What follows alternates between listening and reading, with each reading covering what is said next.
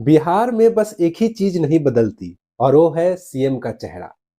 बिहार शायद देश का इकलौता राज्य होगा जहां सिर्फ 5 साल में ही हर पार्टी को सत्ता और विपक्ष में रहने का मौका एक के बाद एक को मिल ही जाता है।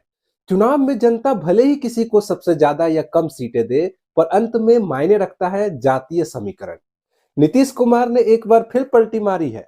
वो पोस्टर याद है जिसपे लिखा होता है सबके है नीतीश। शायद इसका मतलब अब समझ आया।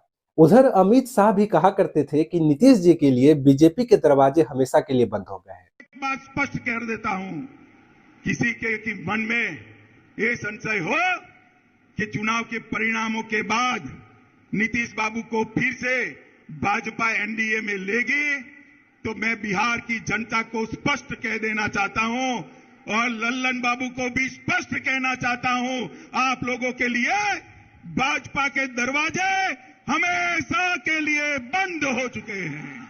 तो दूसरी तरफ नीतीश भी कहा करते थे कि अब चाहे मेरा अस्तित्व ही खत्म क्यों ना हो जाए, मैं आप लोगों के साथ नहीं आऊंगा। आप लोगों के साथ का मतलब है कि नीतीश ने यह कहा था कि वो बीजेपी के साथ कभी नहीं आएंगे। मर जाना कबूल है, उनके साथ जाना हमको कभी कबूल नहीं है, यह अच्छी तरह जान लीजिए। लेकिन आज हालात अलग है। पिछड़ा और अति पिछड़ा के वोट बैंक को साधने के लिए बीजेपी और जेडीयू एक साथ आ गए हैं।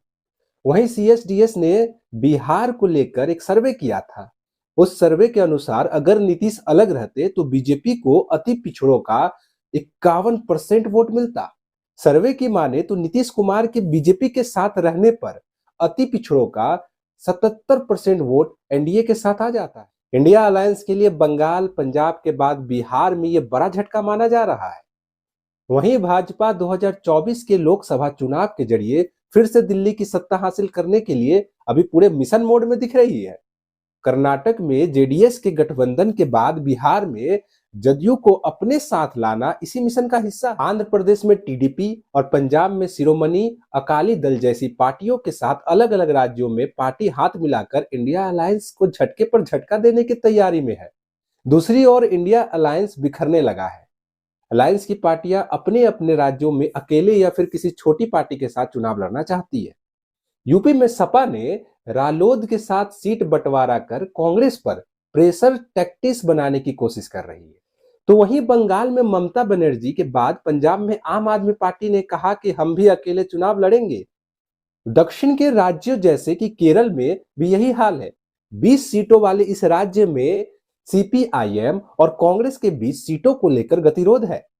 दूसरी ओर बीजेपी फरवरी में एक बड़ी मीटिंग करने जा रही है और कहा जा रहा है कि इसी दिन कुछ सीटों पर वे अपने उम्मीदवारों के नाम की घोषणा भी कर सकते हैं। अप्रैल या मई के महीने में लोकसभा के चुनाव होने वाले हैं। ऐसे में सभी पार्टियों के लिए इलेक्शन की तैयारियों के लिए समय बहुत कम बचा है।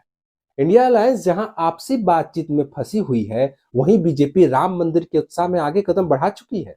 एमपी, छत्तीसगढ़, राजस्थान जैसे राज्यों के विधानसभा चुनावों में जीत के बाद भाजपा मोदी की गारंटी का नारा और मोदी नाम फिर से भुनाने जा रही है। साथ ही अपनी उपलब्धियों को भी जनता तक पहुंचाने का काम कर रही है। कुल मिलाकर देखें तो स्थिति ऐसी है कि इंडिया अलायंस उस नाव की तरह समंदर में घूम रही है जिसके कई कैप्टन हैं। और जब किसी नाव के बहुत सारे कैप्टन होते हैं तो पता ही है कि वो अपने हिसाब से उसे अपनी दिशा में ले जाना चाहते हैं। ऐसे में यह देखना दिलचस्प होगा कि कांग्रेस और इंडिया अलायंस की बाकी बची पार्टियां इस समस्या को कैसे सुलझाती है। खबरों से अपडेट रहने के लिए कवर अप को करें लाइक, शेयर और सब्सक्राइब।